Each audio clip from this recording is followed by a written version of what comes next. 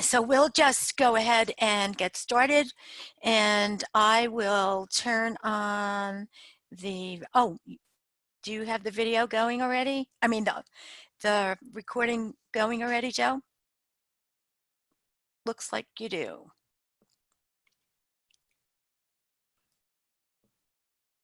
Okay, well, thank you everybody for being here. It's nice to see so many of you and some people that I have not spoken to or seen since March, I guess. Annette, you're back. Yay. Kathy, Diane, everybody. Okay, well, thanks for being here today. We have a lot to go over. Joe will be my co-host and monitor the chat. Please stop me if you have a question. I think you're all on mute now, but feel free to grab your microphone and ask a question at any time.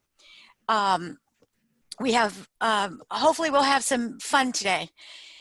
The topic, of course, is interactive, getting interactive. And I'm wondering if you can tell me, oh, actually, Joe, if you would open up the one-sheeter and you can just put into the chat, if you like, what all of these three topics have in common. So FlipGrid, Remind, discussion boards, they're all different programs, but what do they all have in common and why were they all kind of grouped together? Anybody want to venture a guess? If so, just yell it out or put it in the chat box. Okay, I see communication.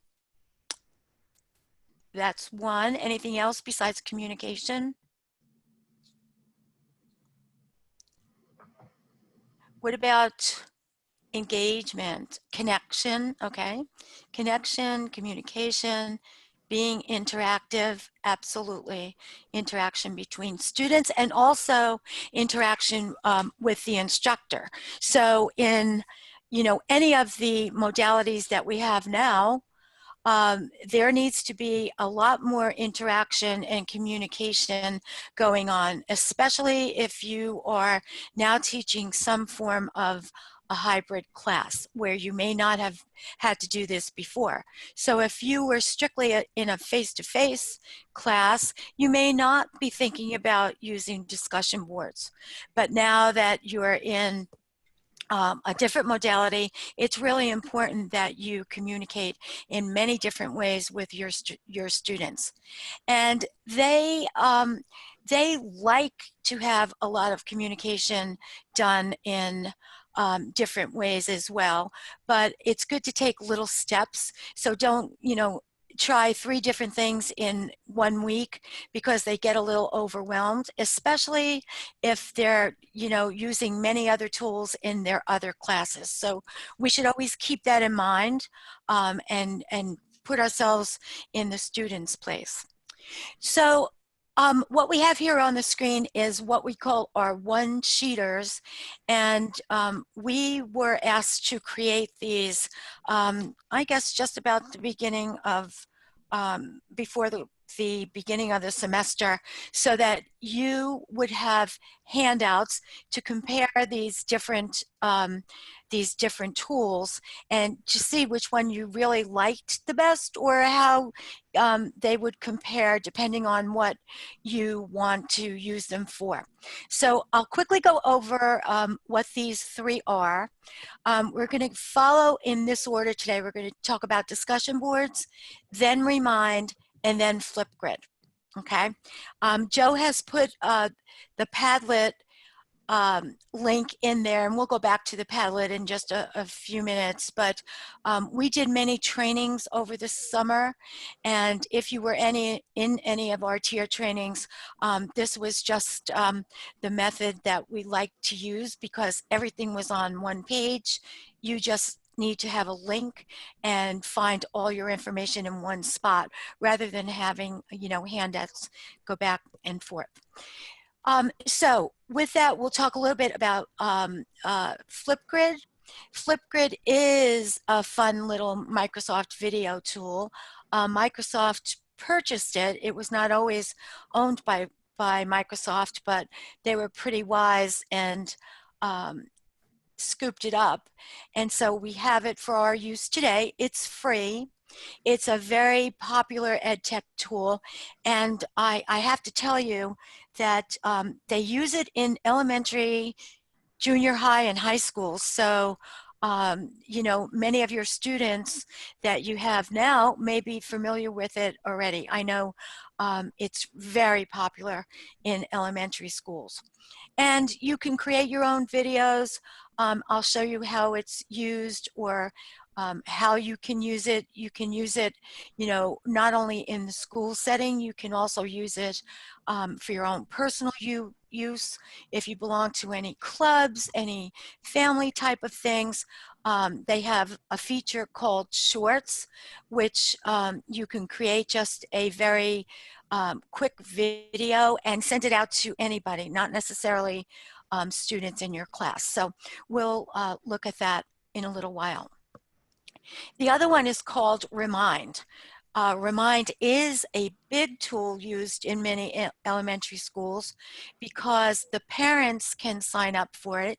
And you know, somebody in kindergarten, first and second grade aren't very good at, you know, bringing messages home or having papers sent home with messages on them. So many elementary teachers use Remind. We thought about, and we had tried it years ago, just for our group. And what it does is send out a text to remind you of something. It has become, you know, more robust as it's, you know, improved over the years when we tried it out, where you can add files and other types of information. So it's very useful in the classroom today. So you can set up a remind for your entire class, and you can just send out one message and it will go to the students on their phones, or if they like to use, you know, the app on their computer, they can also do that. So we have just so many different ways available now to communicate and to interact with our students so that they stay engaged.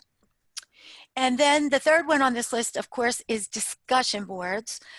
Discussion boards is built into Blackboard. You don't have to pay for it. It is in all of your Blackboard courses. You can use the mobile app and still have the availability of using discussion board in your classroom. So what I'd like to know now is how many of you are using discussion boards in your class now, the Blackboard discussion board in your class?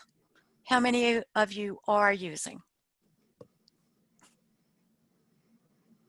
Anne is, okay. Mostly everyone is using a discussion board. Is Kathy Jo sharing? Because I see her up on the screen. I've used the discussion board. I'm not teaching this semester. Okay, but you've used it, correct? Yes. Okay. It looks like just about everybody is familiar with discussion boards as a teaching assistant. Okay. Okay, there is a lot you can do with discussion boards. So I can take you in and talk about discussion boards by, you know, going into a class and showing you how to set one up if that's something you need to see. So is there anyone that needs to see how to set up a discussion board? Do you want to see that, or do you have any specific questions about how to use discussion boards? And I'm gonna, I don't know why I have lost your screen. Yeah, I just temporarily disabled that while Okay, to save some, okay. Okay. I have questions about subscriptions and notifications, perfect. Okay, so Joe, let me take back the screen. I'm gonna go into Blackboard and let's see if it's clear enough. Yeah. My screen was not working very well before, so let's And see. just in case, I'll get something up in Blackboard in case Okay. I share it too. I was going to my I was going to my Blackboard demo course. So let's just give that a minute and let's see what's going on here. Can you see that? Yes. Oh, good. Okay. It's still a little unclear to me, but it might be good enough. We'll see. But everybody Okay. just chime in if it doesn't seem sufficient. Yeah. If it's, giving you any grief. Okay, so I'm going to go right here. This is just a demo class actually that we use during our training, and I'm going to go right to discussions. I do have some information on the Padlet that I want you to be aware of, and I do have some documents on the Padlet that you can actually download. So as most of you know, this introduce yourself is basically used as an icebreaker. We have it included in all of our templates, and it's your choice if you'd like to use it as your icebreaker or not. And then you can create whatever discussion boards you want, decide whether or not you'd like to have it graded, and so on and so forth. So let's just let me just edit this one that was created, and we'll just pretend that this is something we just created right now. There are a lot of options in the discussion board area. And if you're just beginning to use discussion boards now, it's a good idea to just keep the options that we have set for you. And then, change them as you go forward. So the first thing you want to do is decide whether or not you want to make the forum available. The default is yes. You can also say no and then put in a date for it to become available. So if you want to create an announcement a discussion board for next week, you can just put in a date here and display after, let's just say the 13th. Okay, it always picks up the exact time that you're at right now, which we can see is 2:12, and then you can say you only want it available for a certain amount of time. That's entirely up to you. So those are the options that you pick. Otherwise, your forum is available now, and it's just open for however long you'd like to keep it open for. Sandy, Yeah, can you see? let me take over the share. I'm at that same point as you, but it's still a little grainy. Okay, For some people, okay? thanks, Joe. Yeah. Maybe it's the rain. All right. How's that, guys? Okay, I can say, yep, that's good. All right. Okay, so forum settings. This is an important one, and I also have it as a tip on the Padlet when we go back there. The default is always standard view. Okay, that means that students can go in, they can see the discussion forum, and they will see it, whatever the parameters are that you set for it to be available. Now, many instructors, I myself included, don't like students going in to see what other students have posted and then come back and basically, rephrase whatever was written before. So this second little item here, if you go ahead and click that, Joe, participants must create a thread in order to see other threads in the forum, forces your student to put their post in first and not just recreate what someone else has written. So that is a good tip. Especially if you have students or if you have a rubric that asks students to, respond to two other posts or whatever. So that is a tip. Okay. The next section right there is grading. Do you want to grade the forum? If so, how many points do you want to give it? Do you just want to grade threads? You can also just click on grade threads, but grading the discussion forum and giving it points is usually the way most instructors go, but you don't have to. Again, that's only up to you if you'd like to do that. Going down a little further, and let me see, Diane's question was questions about subscriptions and notifications for Blackboard discussion boards. Yeah, I'm a little confused about, you can subscribe to a forum, Yes. and I think you can subscribe to a thread. And then if you have posted, you'll get the notifications if somebody replies. Yes. But I have missed some things when people have posted in a forum that I've set up. And since I'm in as a teaching assistant role, I don't know if there's a difference there with the role that I'm in the course as. So I just didn't know there was any tips or, you know, anything really between the difference between subscribing and just getting notifications for posts. And you said you're in as a teaching assistant, and I don't think that makes a difference. Okay, I just have to remember to like subscribe when Subscribe I create the to it, forum, yes. and subscribe when I, Right. okay. Right. If you click on subscribe, then you're going to get notifications when somebody posts. And you have the option of getting the email or the email and the post as well. Okay. Okay.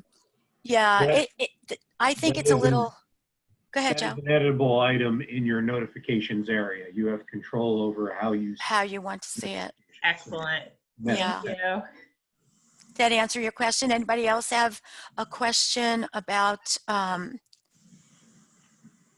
any of this that we just went over about the subscriptions and the threads? I know if you're using groups, one of the options is to allow them to subscribe to threads too. But if you are not familiar with using discussion forums, and by the way, the name is interchangeable if you look in Blackboard Help. A discussion forum is the same as a discussion board. They use it interchangeably, and I know that some instructors get a little confused over what that means, but they're exactly the same thing. And that's where the subscription here allow members to subscribe to the forum, and that's going back to what you asked, Diane, about including the body of the post in the email or just a link to it. If you don't want to allow subscriptions, you can, choose that. But I would, again, just leave the settings that we have set for you. In a normal classroom, this is what you want. Allow members to create new threads. You want to allow them to add file attachments because that may be part of the discussion forum that you set up. Do you want to allow them to have users to reply with a quote? I really don't know why they have, I don't know. I guess it depends on what you're teaching. If you're teaching English or language, you probably want them to reply with a quote, but I would just leave those settings the way they are for now. So any other questions about how to set up your discussion board or discussion forum? And when you put in points, you know that it's going to go into the grade center. And when you have points added, you can go in and grade right from the discussion forum link. So if you go back and click on discussions again, Joe, in the menu bar, grade the discussion forum, right? If you can't grade it, it's probably because you didn't put points in it. So always be careful about that. This shows a list of everyone that subscribed to this or had entered something in the discussion forum. And then you can simply come over to the side and grade it. Click on grade, or you could go to the grade center and grade that way. On this page or in this setting right here, you can see how many posts the students have made. So, if they're required to do 3 posts, you can, look down the list very quickly and see that they didn't do their 3 posts. Or, you might want to go back and grade all the zeros first, whatever you'd like to do. So there's many different ways that you can go in and grade. You can also go into the Grade Center and grade that way. You can click on the discussions. If you click on the discussions link there, Joe, yeah. Click on discussions. If you have points involved, you can just click on the chevron next to it, that week 9 chat, and you'll see grade just as well. And you can go in that way and grade too. So any questions about grading or any other questions that you have about discussions? I kind of think that you've been using this for a while, and this isn't something that you really needed much instruction on today. So if you have any questions, please go ahead and put them in the chat, and we'll go back and answer them. And if not, then we'll just go back to the Padlet and look at some more information there. Okay, so I don't see anything in the chat. So let's go back to the Padlet, Joe, and let's look at what is on the screen here. And by the way, you'll see that I have these color-coded. The blue pertains to discussion boards. The pink is going to be for FlipGrid, and the green is going to be for Remind. Right in the center of the top row, Joe, is that tip, the discussion board tip. If you click on that, here's the tip. Again, I want you to be sure that you know that the standard is the default in the forum settings, but when you change it to the participants must create a thread, you'll know that they can't just copy somebody else's. They have to post their own first. So that was just a little tip for you. Going back, there are some documents that we have, and you can download these, or you can you're going to have the Padlet anyway in case you needed them. But if you click on the first one there, why use discussion boards? This is actually taken from Blackboard, talking about the benefits of, oh no, this is not from Blackboard, sorry. If you just move up a little bit, you'll see benefits of using discussion board. This was taken from this college that I thought gave you really good ideas and benefits of using discussion boards. You know, so if you haven't used them before, there are all kinds of things that you will notice in your class, especially for the students that don't ever want to voice their opinion when they're in a live class. They sometimes are the best in answering discussion board questions. There are some good practices here on how you can, you know, work with the discussion boards. There's all kinds of links to websites and when to avoid using discussion boards and all of that. And by the way, we do have in our syllabus, also in our classes, we talk about netiquette and etiquette. So all of that students should be aware of. I have personally not ever had any issues with students not being kind, or, you know, any bad language or anything going on in discussion boards. So if you've had any of those, I'd like to know, because I have never come across any students having, you know, not being respectful of others in discussions. If any of you have, let me know. Have you? Anybody have any? I really haven't heard of any other instructors having any issues either, and I hope never. Oh, that's really good to know. I really think our students are respectful. You know, once in a great while, you'll, you know, have an issue, but I don't think anyone has ever been disrespectful, and that's good to know.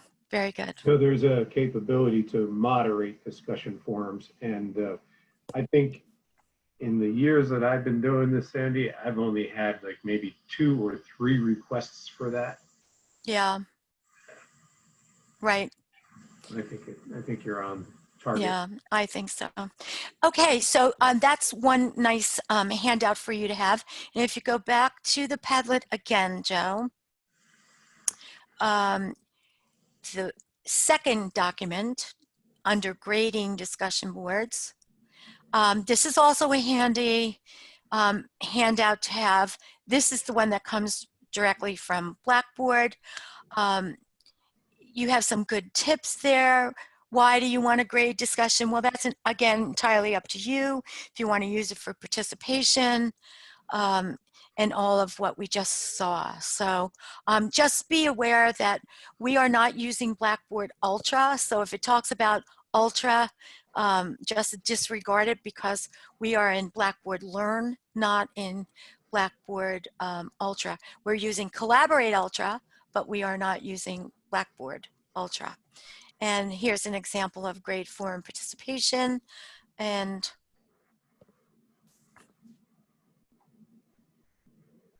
yeah, oh, thanks, Dorothy, for that. It's not to criticize, but to expand on other ideas. And sometimes students will try to criticize other ideas. Yeah. And it also depends, you know, of course, on what you're teaching. I give specific questions that students have to answer that coincide with the chapter, so to speak, and you know they don't have too much opportunity to criticize that. Okay, so if there are no other questions about discussion boards, I think you pretty much have used them, know how to use them. There's also, yes, if you click on that, this is what we used when we went into training before we went on into our little shutdown in March. We had this class that we were using to train from, and so this is just the discussion forum section. There's a little video in there in case you've forgotten how to even set a discussion forum up. So there's a lot you can do with discussion forums, but it's not the only thing that you can do to promote engagement in your class. So if there are no other questions about discussion board, what I like to do now is move on to Remind. Okay, and again, Remind is a quick little, I would say it's kind of like a text tool that promotes real-time communication, where you can send a text out to your entire class, or you can send it out to a group. You can set up, you know, if you're teaching 3 different classes, you can have 3 different groups made in Remind. So you can send it out to a Spanish 1, a communications 2, to an English 1 class, and have 3 different groups set up at one time, okay? And send them out separate messages. Can I ask a question about that? Sure. Okay, because I have 3 accounting sections. They're all asynchronous online, and if I need to send an email out to one of those classes or a message to one of those classes, I have to replicate that to the other 2 as well, because they're all on the same syllabus, the same schedule, Right. And everything. So that may be a viable way for me to do that kind of communication without having to replicate it. Sure. Mm-hmm. Yep. So you May can I make jump just in there for a one, second? I'm sorry? Can I jump in for a second? Yeah. And I know that Paul had a question about this, or an inquiry about this last week, and I was trying to get together with him. But Paul, there is a way for you to group your sections, but it's not a good idea to do now. So make sure you do get in touch with us about that for the coming semester. Oh, does he want to combine classes? I you think he may want to, yes. Oh, okay. But if it's just sending an announcement out, you know, you can use Remind, something like this, to say, oh, you have a test tomorrow or something like that. But combining classes is a completely different issue. It means they're all in the same, you know, same grade. Same section, essentially. Yes, Yeah. exactly. Yeah. Yeah. Okay. All right. So let's move on a little bit to talk about Remind. Again, there is a mobile app for it. You can also use your computer to actually set up the Remind and send your texts, and students can access it that way. But most of them have phones, and they will probably want to just have the Remind on their phone. Okay, I'm gonna see if I can get into my Remind. Did you stop sharing, Joe? I didn't think so. Oh, it just went. I think something crazy is going on with my computer today. I don't know. Maybe Hold on it's a the rain. second. I have it. I can see it. Okay. Um, So what are you looking for? Okay. Well, I'm going to have to go to my screen, but let's take a look at the, I just want to tell you a little bit about these two little tutorials that are here. This one that is here on the left in the last column that says stay engaged in your class gives you an overview of what Remind is. It's just a 1-minute video. They call it the Remind Plan. And you probably are going to use this just for your class. There are entire school districts that use this, as I mentioned before, which I don't think we're doing. But just remember that if you're going to be setting this up for your class, you're going to want them to log in with a Microsoft account, and you'll see more of that when we go into the exact section. So I don't know if you want, do you want to just play this video, Joe? Do you have your sound on and we can play it? It's a minute. Yeah, let me know if you hear it or you Okay. don't. It's a minute only. Two-way communication. It's essential to keeping everyone in your learning community informed and engaged. But when communication requires tracking down printouts or juggling complicated portals and accounts, it's hard to make sure your community stays informed, let alone engaged. But what if you could enable communication across your entire district with a tool they're already using? Meet Remind, the mobile-first two-way communication platform with millions of active users because it allows educators, students, and parents to reach each other by text or app without sharing personal contact information. With the Remind plan, you can leverage existing engagement and integrate your student information system to create one powerful district-wide solution that consolidates classroom, school, and district communication. Plus, Remind provides you with additional features to maintain oversight, gather insights, make announcements, and more. Now you can keep everyone informed and engaged effortlessly with Remind. Okay, so that's a good overview. It is pretty secure, as long as you're using, you know, their Northampton, that kind of, you know, doesn't make it public. You don't ever have to use your own phone number. So that's something that, you know, everybody wants their privacy, and this is one way that you can have your privacy. The other tutorial that I have is actually, it's longer. It's one of the better ones that that I've found. I think it's 7 minutes long, and I'm not sure we want to see a 7-minute video right now. So I think I'm going to take you into my Remind and talk you through some of how you set it up. And then what I'd like you to do is I'm going to put you in groups and have you go to set up a Remind account, which will probably only take you about 5 minutes if you want to. If you have your cell phones handy and you want to do that, if not, you can just look on with somebody else in your group, or you can talk it through with them together.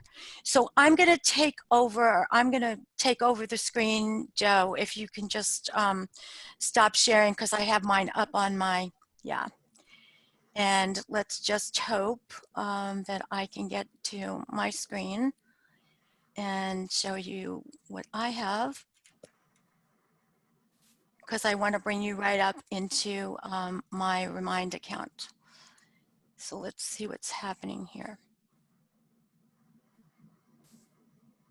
And tell me if you can see my screen. Yeah, And it should be here. Can you see? yeah, that's still a little hazy, but not as bad as before, maybe.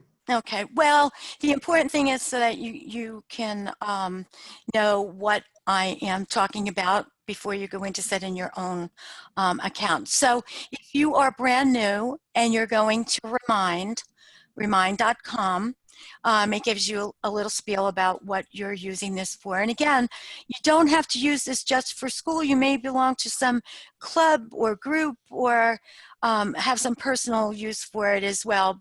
But right now, I think we're just thinking about using it in our class. So I already have an account set up.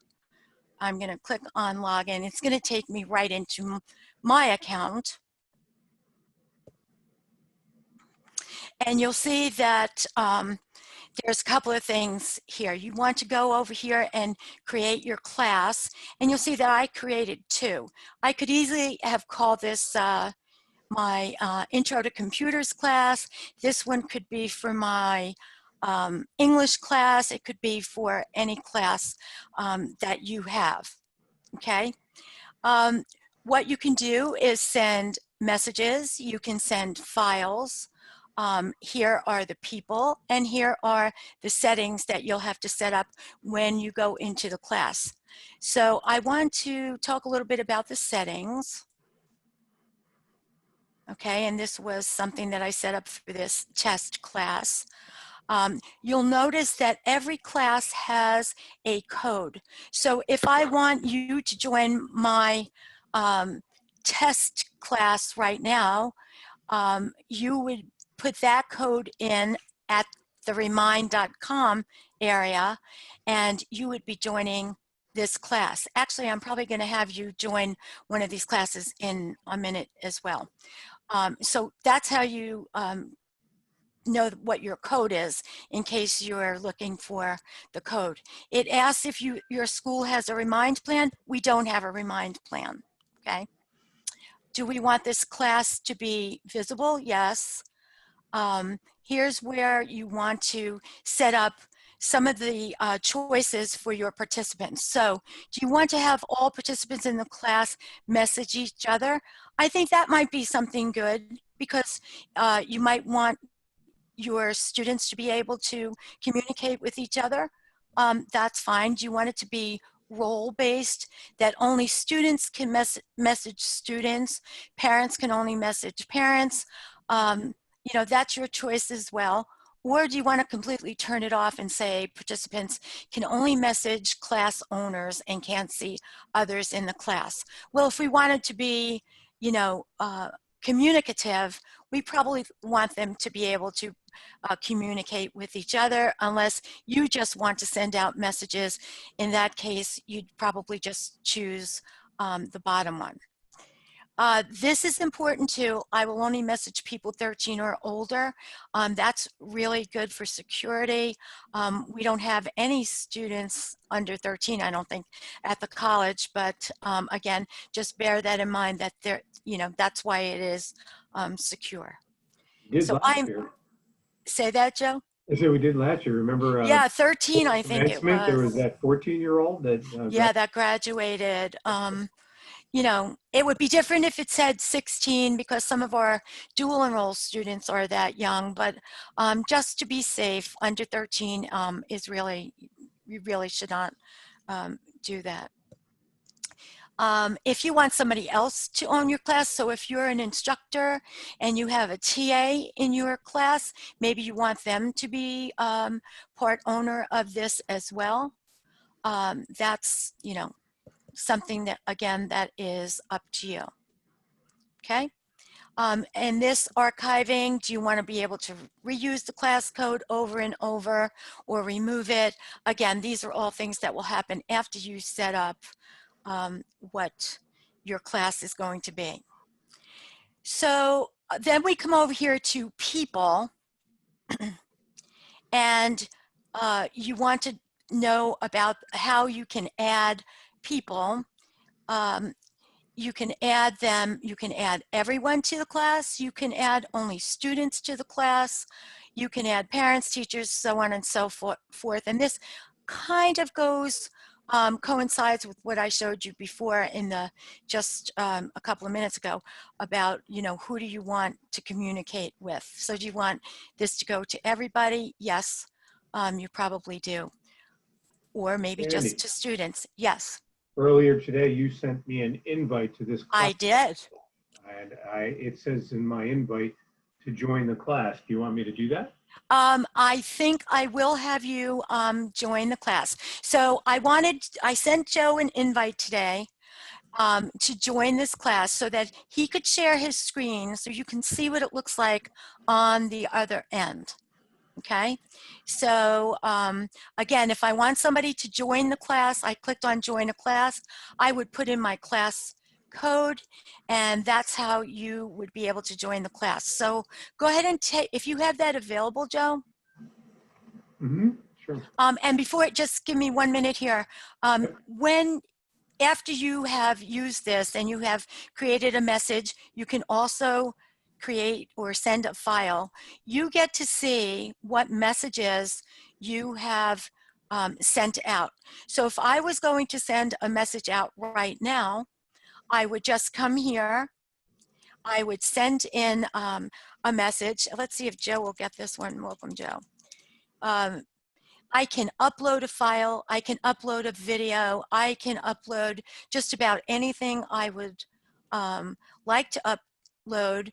There's OneDrive, Google Drive. I mean, there's just so much that you can upload and send it.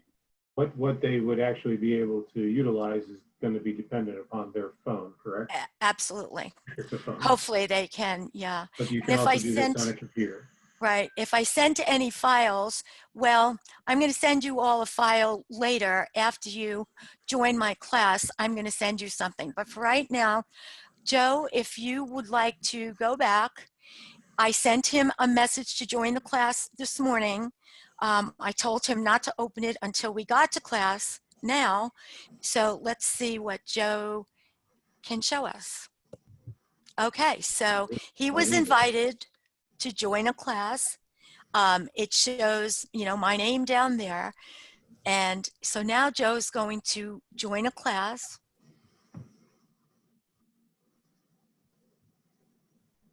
And you'll notice that little school bus. He has to put his name in. And that shows me that he's in my class.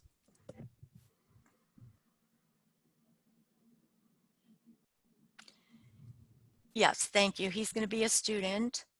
Oh, geez. They want to make sure you're not 13. So let's say you were born in 2013.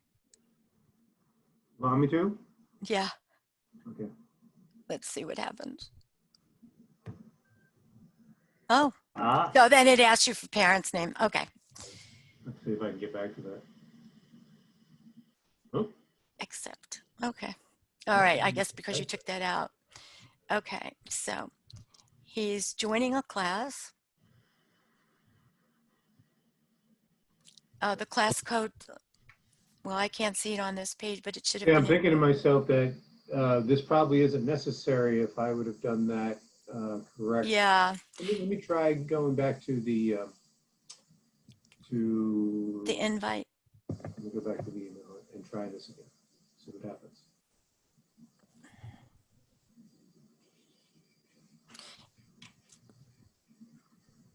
There, that got me into your class now. Okay, Right? so there's my code up here, 962, in case you need it, 9628.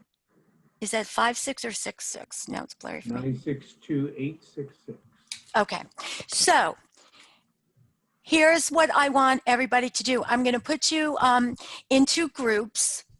I want you to go to remind.com. I want you to, let's put this code here at 962866. I want you to join my class, okay? And then when we come back, I'll look in that class and then I'll send you all a message. Here it is. That's what you should be seeing, okay? And then I can send you a message. Okay, so how does that sound? Do you want to try it out?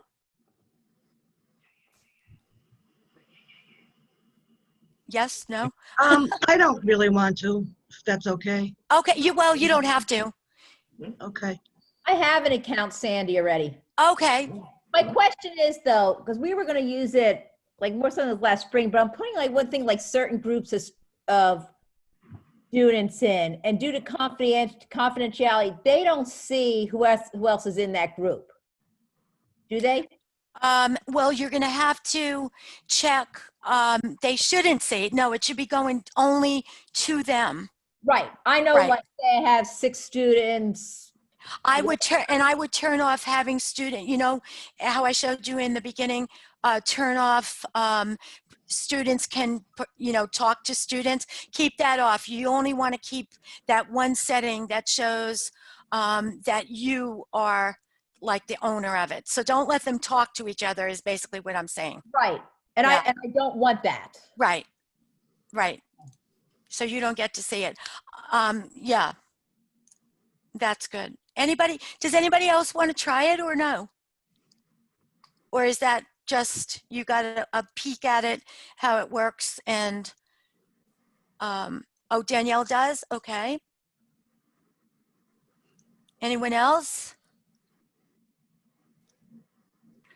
Sandy, I'm trying it right now. It's Dana. It's Yeah. telling me it needs to send me a 4-digit code to log in. I assume I have to sign up first, correct? Yes, you have to sign up first. Yeah, so Mhm. I'm waiting. Oh, there, it just came. I'll go work on this. Are you using it on your phone or Oh, no, I am not actually. Should I? in your email? No, it doesn't matter. Mm-mm. Okay, I'm going to go work on it. You could do it in your email. You can do it in your on your phone, whatever you think. So while these other guys are giving it a try right now, for those of you that already use it, can you give us an idea about, you know, your experiences with it or Yeah. how the students are approaching it? Any Sandy and Joe, anecdotal information? Yeah, Sandy and Joe, can I ask a question? sure. Yeah, can you speak a little more clearly? Yeah. You're kind of muffled. I'll work on it. My question's in the chat, actually. Oh, I don't Question in the see. chat. don't Why see not it. allow students to talk to each other? Oh, no. You can if you want to. You can if you want to. I mean, it's if, you know, like Kathy mentioned, she may not want to have her students chat with each other. She's just sending out a message to her group and they don't need to chat. But absolutely, you can have students chat with each other.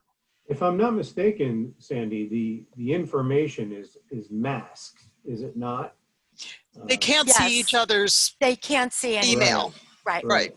They can just, yeah, because they can't even see, I mean, there isn't even an email for you. So there's no phone number, no nothing. There's just this code for a class. That's it. So it's, you know, pretty private. Yeah. No, when I started it in the spring, which was obviously very quickly and with very Oh, little good. Oh, background, good. Yeah. I think I didn't allow them to chat, but I've been telling my classes this semester that yes, they can text Have each a other buddy. as well Yeah. as people in the class. So I like that idea as well. So let me ask you this. Do you like using Remind to send out reminders, or I do you use like to send out emails or just, you know, announcements? What do you think? I use both. I do I'm doing this semester a weekly announcement, like the end of the week before the beginning of the next week, that just says, okay, this is what we did last week. This is what we're doing this coming week. Don't forget this. You know, Right. we're having class in Zoom, or we're having class in Collaborate, or whatever. And then I did, like this morning, I did a quick, now today, because not everybody has signed up for Remind, I did it as an announcement, but a kind of quick, remember we have class, this is the Right. Zoom link. But normally I would do that on Remind. Okay. You know, Nancy, just can I ask you a question? Sure. Nancy, Yeah. so something like with the, if I use the Remind and I have it on my phone, I actually just joined Sandy's class. If you use it for announcements, I don't mind someone, so if someone replies to you, if I have it set up, will everybody see that reply then? It's almost like, is it like a group text? I don't think so. No, I don't think so either. Okay, Yeah, I think they can like do an individual message, because I was getting messages last semester. I had students who found that that was, you know, the quickest way to ask a quick question. You know, they so didn't have to. it's not like somebody, you know, you send out a group text or group email and then they hit reply to all when it was just for one person, or like, okay, that you would be getting all these responses, but it's not like that, you're saying? No, I don't think so. No, I there's think, no reply all, Kathy Jo. Oh, No. right. Oh, thank God. that's what I'm saying. Yeah, it's pretty private, like one to one. Yeah. Okay, so look at everybody here. Look at you. I can see all the people that have joined. So let's see what I have, and here's my people. Here's all the people, and so now I'm gonna send. Let's see. I'm gonna send out a message. Excuse me, it's Karen. Yes. Can I just ask a quick question? Sure. I'm trying to enroll in Remind, and it wants to know what school. And there's two of them for the community college. One says Northampton County Area Community No, College, and the other just says Northampton Community College. Yeah, Which one? I use just Northampton Community College. All right, Yeah, thank you. And see, I use Northampton County area. Oh, you did? Okay. So, you know, I don't think it matters. I don't think so either. Okay, so I am sending you, let's see, just give me a minute here. Let me see if I can find my Remind file. I created a little file that I wanted to, here you go. Now, I'm sending you all a file, and you can also send, let's just say you have younger students in your class, or students that need to have a document that tells them how to sign up. I'm sending you, this is the invite for Remind, and it's available here underneath the people when you want to join a class, and it's just standard that came from Remind, and it's just a paper version, a PDF version of how to sign up. Okay, it's got the code on it and all of that. So anybody that signed up should have, I can see the attachment assigned to all of you. So there you go. So let me see, did I have you can talk to each other or not? I think I did not. Maybe I want to change that setting. Participants can message each other. Okay, so I did have that on for you, but you, again, you can, do it with whatever you want. All right, so what do you think about Remind? I've been using it for a couple years and I love it. Good. That's good. I mean, we started using that, but then I don't know. Why did we stop, Joe? Did we stop? I really don't remember why we stopped using it, or it just didn't take off, or getting too many other messages. Right now we have Teams, and that just keeps going all day long. I don't know whether it would be better to have Teams or Remind, but that seems to be what they're using in the schools a lot. So, all right. So are we ready to go on to FlipGrid? Yes? Yes. Oh, okay, I'm going to quickly show you some FlipGrid I have many documents on that front Padlet page, but let's pretend that well, not pretend, but I've already set up my account. And I wonder how many of you who has used FlipGrid, who has not used FlipGrid? Have any of you been I using? signed up for it, but I was not successful to use it for my class. Okay, all right. So that's why I'm here. Okay, so let's hope we have a little more success. Actually, the tutorial that I have on the front, on the Padlet, is probably the best I've ever seen. So I'm already signed in. There's a lot that you can do when signing in. You're going to look for, again, Northampton Community College. I do have some tips that I want you to remember for when you do set this up for your class. So I set this up. You go in, and I'm an educator. I set up this one called training, which I'll show you in a little bit. But let me show you how I got to that page. I'm going to go to add a topic and show you what you can do in adding the topics. You can create whatever topic you would like. Do you want your students to use this as a discussion forum where you pose a question and you have them give a response? Remember, that's actually a very good integrity assignment, because you see the student and they are giving their answer, not anyone else's. So you can do that. You can set your timer. Now, if you're going to use this as an assignment, you probably do not want to go all the way down to a 5-minute. I mean, if you have to, you have to, but if it's just, 5 minutes is probably way more than enough. And then you have to go through all of these and listen to all 5 minutes of these speeches or whatever they're doing. So I had this set up for 1 minute and 30 seconds. Maybe 2 minutes is a good time if they need some time to set themselves up to record whatever they're going to say. Here is English. Kathy Jo, I have not tried the captions, the closed captions, but I'm sure that I think they work okay. I think Lauren tried them, so I'm not going to talk about that right now, but just know that they do have some closed captioning involved. Video moderation, again, this is turned off by default. You can turn it on, which means you want to view the videos before they become public to the rest of the class. So again, that's your choice if you want to do that. There is all types of media that you can, instill in this. Recording a video is probably what you want students to do. You can have them add a Jiffy, add an emoji.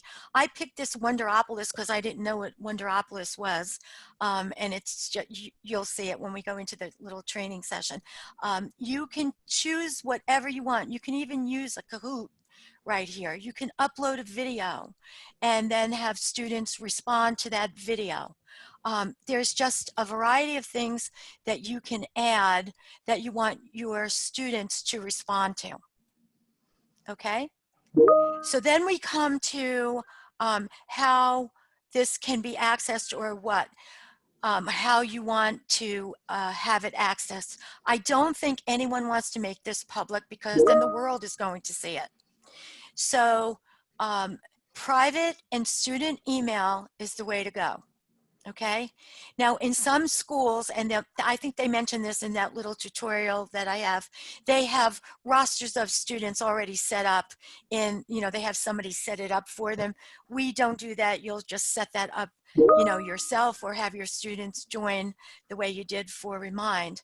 But something you need to know over here in the domain that we're talking about. So we all are in northampton.edu. Some students the students have had their emails changed. I don't know if you are aware of that or not, or maybe some of them don't even know that, but you may have to add at student.northampton.edu flipgrid.edu, and I have that written for you on the front. I keep saying the front page. It's the Padlet. So the new emails have the student's name with student.northampton.edu. If you don't put that in, they're not going to be able to join your class. If you would like to put in at Gmail, if you're allowing students to use a Gmail account at gmail.com, you can also put that domain in also. Okay, so just be sure that you remember to do that, because we've already had some instructors say, hey, FlipGrid doesn't work because my students can't access it, and it's because they're using their new email address and they weren't aware of it. Okay, guest password is optional. I don't think you need to have a password because they're going to enter your class. And then you would click create topic and create a topic. So that's how you create your topic. And I'm going to go back and look at the topics that I have created so you can see what it looks like. So it's pretty easy to get you in there. And you'll see that I created this training. I call that training. I'm going to open it up. And remember, I told you I put this Wonderopolis. It's just a little topic media that you can look at. But what I would like you to do now is join my FlipGrid. So you can just go to flipgrid.com. You can put in this join code and put yourself in as a student if you'd like. And you should be able to join my FlipGrid. So what Sandy, I did, can you yeah, dictate that code to me? I'll okay, put it in the chat. Absolutely. And these are lowercase letters: E4 BA 0 F91. So E4 BA 0 F91. And it's all lowercase letters. Add that code after you go into flipgrid.com. Yes. Join, join a. So what I did was I put in a little video. And Joe, you were in here this morning, weren't you? Or Yeah. I think you joined and Yeah. you didn't do anything yet. So do you want to flip over to your screen? You can if you want to. Sure. You can also, while he's doing that, you can also, say you create this, FlipGrid and you don't ever want to use it anymore. You can always make it, you can hide it, you can make it inactive. You can do, whatever you'd like to do with it. You can download the videos, edit, delete the responses. There's just, you'll have to play around with that, decide what you want to do. You may use it once and never use it again. So go ahead, Joe, if you want to take over. Here he comes. And if anybody wants to, do you want to break out and go into a session and create your own FlipGrid? Or do you just want to come in as a student and come into mine? Whatever you'd like to do. I'm trying to get onto yours and I'm not getting there. Did Okay. you say it's FlipGrid? What it's taken me to is FlipGrid Teacher. FlipGrid.com. Want to do FlipGrid? All right. And that seems to be the and default. then it says join here. Joe is right here. Okay, Flip try and this, see. Judy. Enter a that. join code. Hit that link that I just put in the chat. FlipGrid.com. Yep. Or just go to FlipGrid and put that code right. Enter a join code. That's probably the best thing to do. And by the way, this is what you will put in your course. So if you want to put this FlipGrid into your Blackboard course, which I'm sure you want to do, you're going to put this link right into your course. There's also an embed code, and I think I have it in my demo course too, Joe. We'll go back to look at that later. You want your students to join I would say with Microsoft, that's their first choice. They should be using their student email address. No. So Joe is picking his student or his email account. Here we go. Who's that? Anne is in there already. Yay, she's quick. All right. Mm. So is that you, Kathy? Just click on that FlipGrid. That is what you would give to your students. They will come in just the way Joe just did. He came in as a student. And you see the big recorder response right here? That's where you can record. Yeah. Right now, I went into my own FlipGrid. Oh, okay. So you have to join, put the code in to join my, but if you know, oh, there's Kathy Jo. And now, when I say join with Google, I'm having trouble. Don't use Google. Oh, okay. I put in Google as a domain. Try Microsoft. Just wanted to see if you, how you're liking FlipGrid. And I am recording a little video. And I hope that when you get this, if you are enrolled and accept the invitation and come in here, you can respond if you'd like to try it. Thank. Okay, and what I did, I had taken this flipgrid.com and I actually put that in a remind message for students to join my FlipGrid. So I combined remind with... Hey everyone, just wanted to see... Sorry. That's okay. Let's see. We have Anne. We have Kathy Jo. Anybody else? I'm in cyber heaven. I thought I put mine in. Cyberspace somewhere. Did you get into the flipgrid.com? No, I don't know what I did.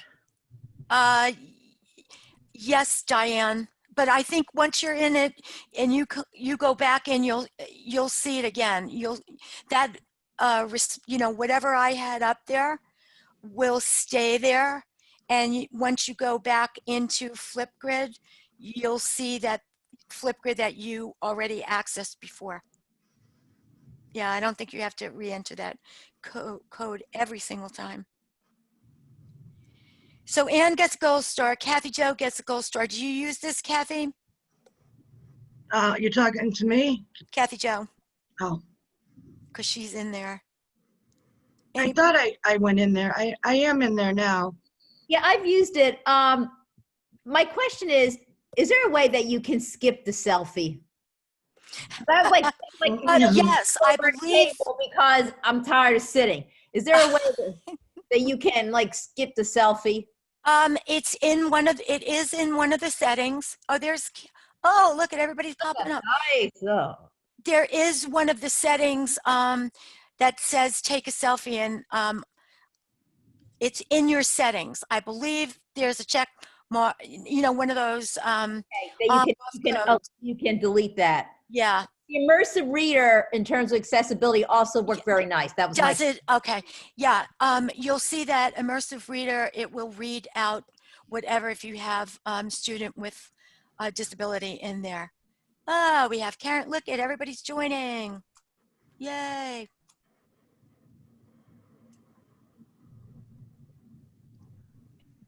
Okay, is there anybody else that's still trying to join? Judy, did you get in? No, I'm not in. I don't know what I did, but all I've got is a postage stamp size screen for Zoom right now. I can't make it larger. It's not responding. I can hear your voice. I can hear you, but I can't make the screen bigger. What do you have on the screen? Is it just, is it this whole screen in the Zoom little thing? It's what you're doing. It's everybody's picture who's on FlipGrid right now. Look for in that little tiny screen, just in the lower right-hand corner, is there a way for you to make that bigger? Or can you find I'm clicking. Oh, there it is. I got it. Oh man, what a mess. Yay, Dorothy, she made it in. Doesn't Dorothy look like she should be in a customer service commercial? That's what we say about Christina all the time. She's got a big, well, I always have my head thing on too, but you can see it more with lighter hair. And Christina has the white one, so you get to see hers too. All right.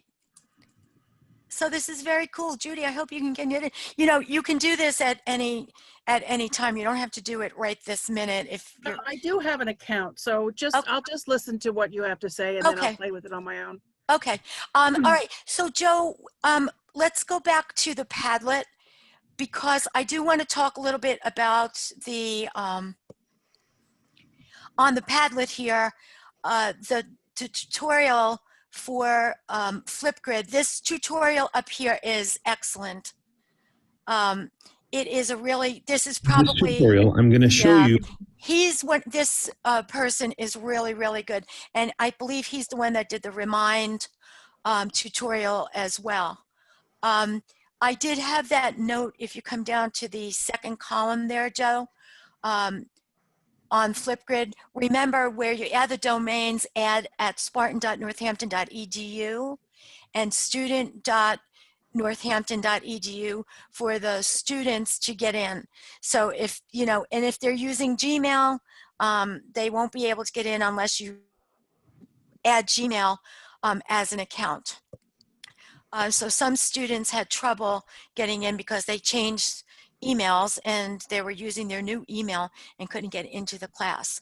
Also for FlipGrid, you can, you know, link or embed it into the Blackboard. It's not integrated in Blackboard, so you would have to take that link and actually embed it into your course. I think, Joe, let me go back to my class again. If my class was still up there, I did embed the entire thing in my course as well. Let me just, if you stop sharing, I can go into my course and show them that. I know we're going back and forth. It would have been easier if my screen was working. Let's see. Let me see where my course is, where my desktop is. Let me go back and okay, I think I put it in this course so you can get an idea of what it looks like. And I used the embed link. So I'm hoping, oh, there's one. There was, okay, I put an introductions one here just to show you what it would look like with nothing in, so students could see that. They could join right there. And I thought I put the other one. Okay, here's another one also that I put in, but it wasn't the entire embed link to put into your course. So that's really easy to do too. So when you go to get your link for you know, what you want to use, you can either take the embed code, you can take the link, or you can also create a QR code to put in your class if you want to. So let me see if I can bring this back up again. Is that any clearer? No. It looks, really, it looks perfectly clear to me. I wonder why it's just doing that. Let me see if there's anything else here. So you have your notes about FlipGrid. This is an excellent tutorial if you want to look at it on your own. These two tutorials are great. And any of these tips you can, you know, just download. You have your Remind, you can go back in there and you could take a look at that document that I sent to you. You know, you still have as long as you would like to join one of these. So Joe, you might want to take over and open up your screen. Excuse me a minute. I'm Sure. like out of Zoom for some You're reason. out of Zoom? Okay. I'm probably in there because I'm talking to you, We but hear you. Sometimes you lose your little bar, especially if you're, I know it gets kind of, I don't know, everybody has trouble with that. You know, when you have things open on your, yeah, I had a lot of things open I was looking at. So what do Typically, I, when we stop sharing, it's yeah, things easier for people to change. find, which I just did. yeah, Okay, and then you have to just control your own Zoom application by making it full screen, making it windowed. oh, whatever. yeah, I've But been it's doing that sometimes, all along. yeah, it's hard to find the bar. And sometimes, you know, it's hard to, you know, it gets covered up by, you know, other things Well, on you your know what? desk. Maybe I'll just go back in again. Yeah, you can do it. Maybe when you're off screen here, you'll be able to see it better. But so tell me, what do you think you'll be using any of these tools? If some of you use them already, but is there something that you saw today that you think will be beneficial for you to try out?